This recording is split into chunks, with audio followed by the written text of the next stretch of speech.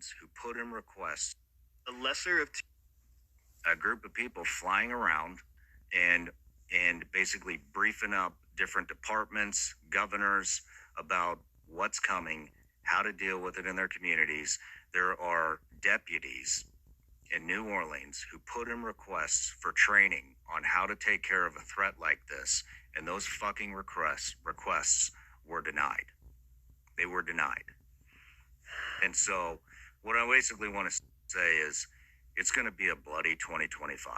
I think that's very obvious. And so for those of you that are looking for something to do and if finally come to the realization that our government is failing us, here's what you need to do. You need to get with your local communities.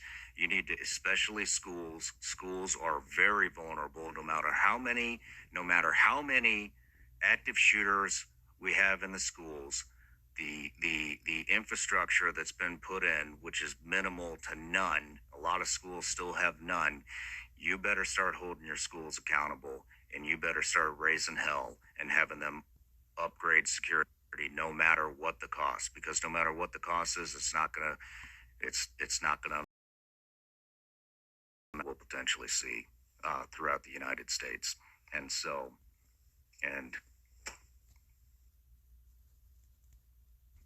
Al-Qaeda trained fighters within the United States borders. Al-Qaeda says they trained and deployed 1,000 for this attack. First off, I think there's more than 1,000 Al-Qaeda members in the United States.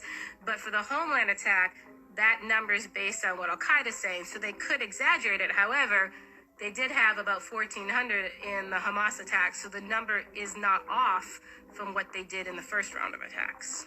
Is there any indication of what kind of attacks these are going to be? Actually, before we get into that, how old is this information?